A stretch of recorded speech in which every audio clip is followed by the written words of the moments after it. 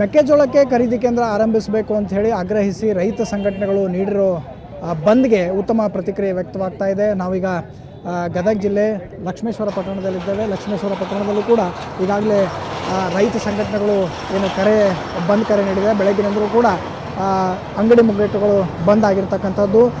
ಶಿಗ್ಲಿ ನಾಕಾದಲ್ಲಿ ರೈತರು ಒಂದೆಡೆ ಸೇರಿ ಆಕ್ರೋಶವನ್ನು ವ್ಯಕ್ತಪಡಿಸ್ತಾ ಇದ್ದಾರೆ. ಸ್ವಾಮೀಜಿಗಳು ಸೇರಿದಂತೆ ಅನೇಕ ಜನರು ಕೂಡ ವೇದಿಕೆಯತ್ತ ಆಗಮಿಸ್ತಾ ಇದ್ದಾರೆ. ಖರೀದಿ ಕೇಂದ್ರ ಶೀಘ್ರ ಆರಂಭ ಆಗಬೇಕು ಅನ್ನೋದು ಕೂಡ ರೈತರ ಆಗ್ರಹ ಆಗಿದೆ. ಕೆಲ ರೈತರ ಮುಖಂಡರು ನಮ್ಮ ಜೊತೆಗಿದ್ದಾರೆ, ಅವ್ರನ್ನ ಮಾತನಾಡಿಸ್ತಾ ಹೋಗ್ತೇನೆ. ಸರ್, ಮುಖ್ಯ ಆಗ್ರಹ ಏನು? ನಮ್ಮ ಮುಖ್ಯ ಆಗ್ರಹ ಅಂದ್ರೆ ಈ ಭಾಗದಾಗ ಸುಮಾರು 80% ಮೆಕ್ಕೆಜೋಳ ಬೆಳೆದಂಥ ರೈತರು ಅದಾರ. ಮುಂಗಾರು ಹಂಗದ್ರಾಗ ಎಲ್ಲ ಹೆಸರು ಹಾಕಿದಂಥ ಸಂದರ್ಭದಾಗ ಎಲ್ಲದು ಮಳೆ ಜಾಸ್ತಿಯಾಗಿ ಹೆಸರು ಪೀಕು ಹಾಳಾಗೋತ್ತು. ಎಲ್ಲರೂ ಗೊಂಜಾಳ ಬೆಳೆದ್ರಿಂದ ಏನಾತಂದ್ರೆ ಈ ಭಾಗದಾಗ ಎಲ್ಲ ರೈತರು ಸಂಕಷ್ಟದಾಗ ಅದಾರ. ಯಾಕಂದ್ರೆ ಗೊಂಜಾಳ ಸುಮಾರು 1500ರಿಂದ 1600 ರೂಪಾಯಿ ಇವತ್ತು ಎಲ್ಲ ವ್ಯಾಪಾರಿಗಳ ಖರೀದಿ ಮಾಡೋದ್ರಿಂದ ಬೆಂಬಲ ಬೆಲೆ ಘೋಷಣೆ ಆಗಿದ್ದು 2400. ಇದುವರೆಗೆ ಜೊತೆಗೆ ಖರೀದಿ ಕೇಂದ್ರ ಪ್ರಾರಂಭವಾಗಿಲ್ಲ. ಆ ಕಾರಣ ನಾವೆಲ್ಲರೂ ಸುಮಾರು ಒಂದು 15 ದಿನಗಳ ಹಿಂದೆ ಎಲ್ಲ ರವಿಕಾಂತ್ ಅಂಗಡಿ ಅಣ್ಣರಿರ್ಬೋದು, ಎಲ್ಲ ರೈತ ಅಧ್ಯಕ್ಷರಿರ್ಬೋದು, ಎಲ್ಲ ಸಮಾಜ ಚಿಂತಕರ ಜೊತೆ ಪೂಜ್ಯರ ಜೊತೆ ಚರ್ಚೆ ಮಾಡಿ ಈ ಭಾಗದಾಗ ಅತಿ ಹೆಚ್ಚು ಗೊಂಜಾಳ ಬೆಳೆದಾರ ಬದಿಯರ ನಮ್ಮ ಭಾಗಕ್ಕೆ ಯಾವಾರು ಸತಿಗೆ ಇದುವರೆಗೆ ಸತಿಗೆ ಗೊಂಜಾಳ ಖರೀದಿ ಕೇಂದ್ರದಾಗ ಪ್ರಾರಂಭ ಮಾಡಲಿ ಅಂತೇಳಿ ಮಾಡಲಿಕ್ಕೆ ಕಾರಣಕ್ಕೆ ನಾವೆಲ್ಲ ಕೂಡ ಒಂದು ಹೋರಾಟ ಮಾಡೋಣ ಅಂದ್ಕೊಂಡು ಎಲ್ಲ ಹಿರಿಯರು ಕೂಡ ಚರ್ಚೆ ಮಾಡಿದ್ವಿ. ನಾವು ಖರೀದಿ ಕೇಂದ್ರ ಪ್ರಾರಂಭ ಆಗ್ಬೇಕಂತೇಳಿ ತಹಶೀಲ್ದಾರ್ ಮುಖಾಂತರ ಒಂದು ಮನವಿ ಕೊಟ್ಟು ತಹಶೀಲ್ದಾರ್ ಏನಂದ್ರೆ ನಮಗೊಂದು 5-6 ದಿನ ಟೈಮ್ ಬೇಕಾಕೈತಿ, 1 ದಿನ 2 ದಿನ ಆಗೋದಲ್ಲ, ನಾವು ಜಿಲ್ಲಾಧಿಕಾರಿ ಚರ್ಚೆ ಮಾಡ್ತಾನೆ, ಇದು ಸರ್ಕಾರ ಹಂತದಾಗಿರೋದ್ರಿಂದ ಅವ್ರ ಕಟ್ಟ ಕೇಳಿ ಮಾತಾಡಿ ಹೇಳ್ತಾನೆ ಅಂತ ಹೇಳಿದರು. 5 ದಿವಸದ ನಂತರ ನಾವು ತಹಶೀಲ್ದಾರಿಗೆ ಕೇಳೋದಾಗಿಲ್ಲ, DCR ಜೊತೆ ಚರ್ಚೆ ಮಾಡೀನಿ, ಅದು ಬೆಂಗಳೂರು ಹಂತದಾಗ ಐತಿ ಅಂತೇಳಿ ಎಲ್ಲ ರೈತರಿಗೆ ದಾರಿ ತಪ್ಪಿಸೋ ಕೆಲಸ ಜಿಲ್ಲಾಧಿಕಾರಿ ಭಾಳ ಮಾಡ್ಯಾರ. ಯಾಕಂದರೆ ಜಿಲ್ಲಾಧಿಕಾರಿ ಸುಮಾರು ಒಂದು 2 ಸಾರಿ ಸತಿಗೆ ಬಂದು ರೈತರಿಗೆ ಒಂದು ಭರವಸೆ ಕೊಡೋಂಥ ವಿಚಾರಗಳನ್ನು ಏನು ಹೇಳಿಲ್ಲ. ಅವ್ರು ಒಂದು ಸಾರಿ ಹೇಳಿದರು ಇದು ಕೇಂದ್ರಕ್ಕೆ ಬರ್ತೈತೆ ರೀ, ಇದು ಕೇಂದ್ರದವ್ರು ಸಂಬಂಧ ರಾಜ್ಯ ಸರ್ಕಾರಕ್ಕೆ ಸಂಬಂಧ ಬರಲ್ಲ ಅಂತೊಮ್ಮೆ ರೈತರಿಗೆ ದಾರಿ ತಪ್ಪಿಸ್ತಾರೆ. ಮತ್ತೊಂದು ಸಾರಿ ಬಂದು ಕೇಳಿದಾಗ ಇಲ್ಲರಿ ಇದು ನಮ್ಮ ಜಿಲ್ಲಾ ಉಸ್ತುವಾರಿ ಜೊತೆಗೆ ಚರ್ಚೆ ಮಾಡೀನಿ, ಅವ್ರ ಹಂತದಾಗ ಐತೆ ಅಂತೇಳಿ ಎಲ್ಲರಿಗೆ ಕುಂತಂತ ನೋಡ್ರಿ. ಈಗ ಕೊರೆವು ಚಳಿಯಲ್ಲಿ ಸುಮಾರು 6 ದಿನ ಆಯ್ತು ರೀ. 6 ದಿನ ಆಯ್ತು ಇದ್ದಂಥ ಎಲ್ಲ ರೈತ ಸಮೂಹ ನಮ್ಮ ಹೊಲದಾಗೆಲ್ಲ ಎತ್ತು, ಚಕ್ಕಡಿ, ಎಮ್ಮೆ, ಆಕಳ ಎಲ್ಲ ಇದ್ದ ರೈತರು ನಾವೆಲ್ಲ ಸ್ಥಿತಿವಂತರಲ್ಲ. ಇವತ್ತು ದುಡಿಮೆ ಇಲ್ದನ ನಮ್ಮದು ಜೀವನ ಇಲ್ಲ.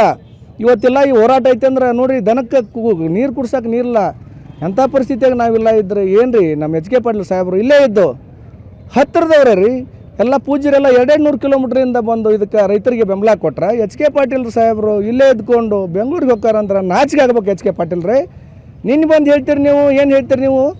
ಹೋರಾಟ ಮಾಡಿರಿ ನೀವು, ನಿಮ್ಗೆ ಬೆಂಬಲ ಜಯ ಆಗಲಿ ಅಂತೀರಲ್ರಿ, ನಾಚಿಕೆ ಆಗಂಗಿಲ್ಲ. ಒಂದು ಕಬ್ಬು ಬೆಳೆಗಾರಿಗೆ 2 ದಿನದಾಗ ಹೋಗಿ ನಿಮ್ಗೆ ಕೆಳಗೆ ಕುಂದಿರ್ಸ್ತಿರಲ್ರಿ HK ಪಾಟೀಲ್ ರೀ. ನಾವು ರೈತರು ನಿನ್ನೆ ನಾವು HK ಪಾಟೀಲ್ ಬಂದಾಗ ಗೌರವಿಸೇವಿ ನಾವು, ಯಾಕಂದ್ರೆ ಇದು ರೈತರ ಮನೆ. ನಾವು ಜಾತ್ಯತೀತ ಪಕ್ಷಾತೀತ ಮಾಡಿ ಎಲ್ಲ ಇದೊಂದು ಹೋರಾಟಕ್ಕೆ ಜಯ ಆಗಲಿ ಅಂತ, ರೈತರಿಗೆ ಜಯ ಆಗಲಿ ಅಂತ ಮಾಡೇವಿ ನಾವು. ಯಾರ್ದು ಉದ್ದೇಶ ಇಲ್ಲಿದ್ರೆ ಎಲ್ಲರೂ ಬೆಳೆದಂಥ ಬೆಳೆ ಇನ್ನೂ ಸತಿಗೆ ನೋಡಿ ಕಣದಾಗ ರೋಡ್ನ್ಯಾಗ ಎಲ್ಲ ಹಾಕ್ಕೊಂಡು ಇವತ್ತಿನದಿಗೂ ರೈತ ಸಂಕಷ್ಟದಾಗದಾನ. ಇವತ್ತು ಆ ಕಾರಣದಿಂದ ನಾವು ಲಕ್ಷ್ಮೇಶ್ವರ ಬಂದ್ ಕರೆ ಕರೆದೇವಿ. ಈ ಬಂದ್ ಕರೆಯಲ್ಲಿ ನಾವೆಲ್ಲ ಬಜಾರ ಹವಳಿ ಆಂಜನೇಯ ದೇವಸ್ಥಾನದಿಂದ ಎಲ್ಲ ರೈತರು ಒಳಗೊಂಡು ಬಂದು ಒಂದು ಸಂಜೆ ಕೊಡ್ತೇವೆ. ಹಿಂಗೇನಾರ ಆಗಲಿಲ್ಲ ಅಂದ್ರೆ ಸಾಮಾನ್ಯ ನಾವು ನೋಡ್ತೇವೆ. ಯಾಕಂದ್ರೆ ದಿನನಿತ್ಯ ನೋಡಿದ್ರೆ ಇವ್ರು ಬಹುತೇಕ ಎಲ್ಲೇ ಒಂದು ಸೈಡ್ ಕುಂತಾರ, ಇವ್ರೇನು ನಮ್ಮ ಮಾಡೋಕೆ ಆದೀತು ಅನ್ನೋಂಥ ವಿಚಾರಗಳು ಬಂದರೆ ಹೀಗೇನಾರು ಆತಂದ್ರೆ HK ಪಾಟೀಲ್ ಮನೆಗೆ ಎಲ್ಲ ರೈತ ಸಮೂಹ ಕೂಡ ಮುತ್ತಿಗೆ ಹಾಕ್ಬೇಕಾಗತ್ತೆ. HK ಪಾಟೀಲ್ರ ನಿಮ್ಮ ಖಬರಿಲ್ಲ, ನಿಮ್ಗೆ ನಿನ್ನೆ ಮಾತಾಡ್ತೀರಿ, ಏನು ಮಾತಾಡ್ತೀರಿ ನೀವು? ಹೋಗಿ 8 ದಿವಸ ಹೋಗ್ಬೋದು ಅಂತೀರಲ್ರಿ. ಒಂದು ಎಲ್ಲನೂ ಒಂದು ನೋಡಿರಿ, ಆ ಭಾಗದಾಗ ಆ ಟ್ರ್ಯಾಕ್ಟರ್ ಸುಟ್ಟಂಥ ಸಂದರ್ಭದಾಗ 1 ದಿನದಾಗ ಆದೇಶ ಮಾಡ್ತೀರಿ. ನಾವೇನು ತಪ್ಪು ಮಾಡೇವ್ರಿ? ನಾವೇನು ತಪ್ಪು ಮಾಡೇವಿ ಹೇಳ್ರಿ? ನಮಗೆ 10 ದಿನ ಟೈಮ್ ಕೊಡ್ತೀರಿ ಅಂತ ಹೇಳ್ತೀರಂದ್ರೆ ಈ ಭಾಗದ ಬಹುತೇಕ ಎಲ್ಲ ಜನಪ್ರತಿನಿಧಿಗಳು ಸತ್ತಾರ ಅಂದ್ಕೊಂಡೇವಿ ನೋಡ್ರಿ. ನಾವು ಯಾರು ಸತಿಗೆ ರೈತರ ಸ್ಪಂದನೆಗೆ ಯಾರೂ ಸ್ಪಂದಿಸಿಲ್ಲ ಇವತ್ತಿನವ್ರಿಗೆ. ಅದಕ್ಕೆ ನಾವು ಇವತ್ತಿನಿಂದ ಹೋರಾಟ ವಿಶೇಷ ವಿಭಿನ್ನ ರೀತಿಯಾಗಿ ಎಲ್ಲ ಸಂಘಟನೆಯ ಜೊತೆಗೂಡಿ ಒಂದು ಉಗ್ರ ಹೋರಾಟ ಇವತ್ತಿನಿಂದ ಪ್ರಾರಂಭ ಆಕೈತೆ ಅಂತ ಹೇಳ್ತಾನೆ.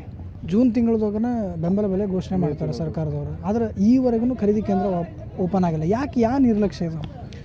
ಏನಾಗಿದೆ ಅಂದ್ರೆ ಸರ್ಕಾರ ದಿವಾಳಿ ಆಗಿದೆ. ಸರ್ಕಾರದ ಆರ್ಥಿಕ ಖಜಾನೆ ಸತ್ತೋಗಿದೆ, ಅದರಲ್ಲಿ ದುಡ್ಡಿಲ್ಲ. ಇವರು ಜನರನ್ನ ಯಾಮರಿಸಿ ಮೋಸ ಮಾಡಿ ನಮ್ಮ ಮಾತು ಏಜೆನ್ಸಿಗಳು ಕೇಳ್ತಾ ಇಲ್ಲ, ಕೇಂದ್ರ ಸರ್ಕಾರ ದುಡ್ಡು ಕೊಡೋಂಗಿಲ್ಲ, ಈಗ ಮಾಡ್ತಾಯಿದ್ದೀವಿ, ಸರ್ಕಾರಕ್ಕೆ ನಿಯೋಗ ಕಳಿಸ್ತೀವಿ, ಹಿಂಗೆಲ್ಲ ವಿಚಾರಗಳನ್ನು ನಿನ್ನೆ ಸನ್ಮಾನ್ಯ HK ಪಾಟೀಲ್ರು ಮಾತಾಡಿದರು. ಭಾಳ ದುಃಖದ ವಿಚಾರ.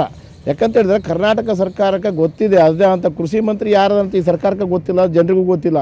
ಅವ ಏನು ಮಕ್ಕೊಂಡಾನ ನಿದ್ದೆ ಮಾಡಕ್ಕೋತಾನ, ಅವನ ಕೆಲಸ ಅದು. ಪ್ರಾಯೋಗಿಕವಾಗಿ ಎಲ್ಲ ತಯಾರು ಮಾಡ್ಕೋಬೇಕು. ಬೆಳೆ ಯಾವಾಗ ಬರ್ತೈತಿ, ಅದಕ್ಕೆ ಬೆಲೆ ಯಾವಾಗ ಕೊಡಬೇಕು, ಅದು ಐದು ಅನ್ನೋದ್ರ ಬಗ್ಗೆ ಗೊತ್ತಿಲ್ಲ ಅಂತಾರೆ. ಈ ಕೂಡಲೇ ರಾಜೀನಾಮೆ ಕೊಡಬೇಕು. ಸನ್ಮಾನ್ಯ ಎಸ್ ಕೆ ಪಾಟೀಲ್ ಕೂಡ ರಾಜೀನಾಮೆ ಕೊಡಬೇಕು. ಈಗಾಗಲೇ 15 ದಿನದ ಈ ಹೋರಾಟ ನಡೆದಿದೆ. ಇದುವರೆಗೂ ಸನ್ಮಾನ್ಯ CM ಅವ್ರನ್ನ ಮಾತಾಡಿಲ್ಲ ಅಂತ ಹೇಳಿದ್ರೆ ನಮಗೆ ದುಃಖ ಆಗುತ್ತೆ. ಇವತ್ತು ನಿನ್ನೆ ಸ್ಟೇಟ್ಮೆಂಟ್ ನೋಡಿದೆ ನಾನು ಇವತ್ತು ಮುಖ್ಯಮಂತ್ರಿಗಳನ್ನ ಭೇಟಿ ಆಗ್ತೀವಿ ಅಂತ. ಮತ್ತು ಇಲ್ಲೇ ನಿನ್ನೆ ತನಕ ಏನು ಮಾಡಿದ್ರಿ ನೀವು? ನಿನ್ನೆ ತನಕ ಏನು ಮಾಡಿದ್ರಿ? ಇಲ್ಲಿ ಬಂದೇನು ಸುಮ್ಮನೆ ಈ ಡೊಂಗಿ ಭಾಷಣ ಮಾಡೋಕ್ಕೆ ಬಂದ್ರೇನು?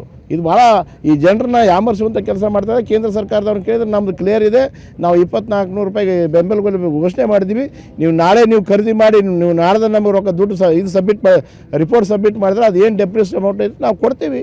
ನೀವು ಯಾಕಂದ್ರೆ ಮಾಡ್ತಿಲ್ಲ ಅಂತ ಅವ್ರು ಹೇಳ್ತಾರೆ. ಹಾಗಾಗಿ ನೀವು ಅವ್ರ ಮೇಲೆ ಇವ್ರು ನೀವು ಹೇಳಬೇಡ್ರಿ. ನೀವು ನಮ್ಮ ಉಸ್ತುವಾರಿ ಸಚಿವರಿದ್ರಿ, ಕರ್ನಾಟಕ ಸರ್ಕಾರದ ಹೆಡ್ ಇದ್ದೀರಿ, ನಿಮಗೆ ಗೊತ್ತಿದೆ. ನೀವು ಒಬ್ಬ ಕಾನೂನು ಮಂತ್ರಿ ಇದ್ದೀರಿ.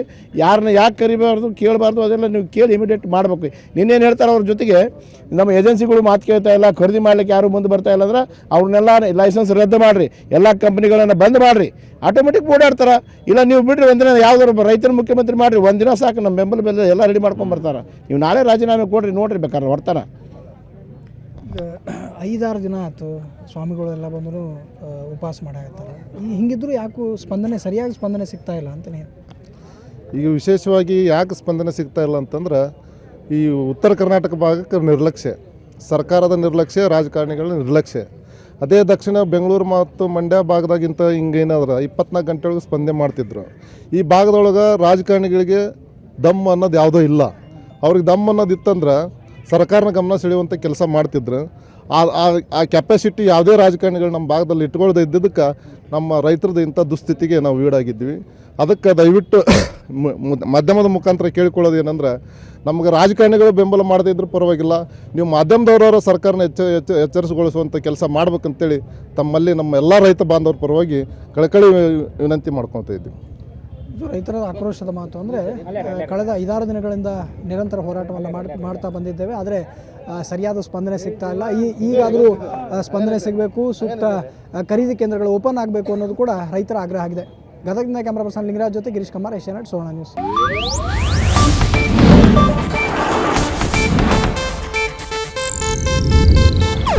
ಇದು ಏಷ್ಯಾನೆಟ್ ನ್ಯೂಸ್ ನೆಟ್ವರ್ಕ್ ಪ್ರಸ್ತುತಿ.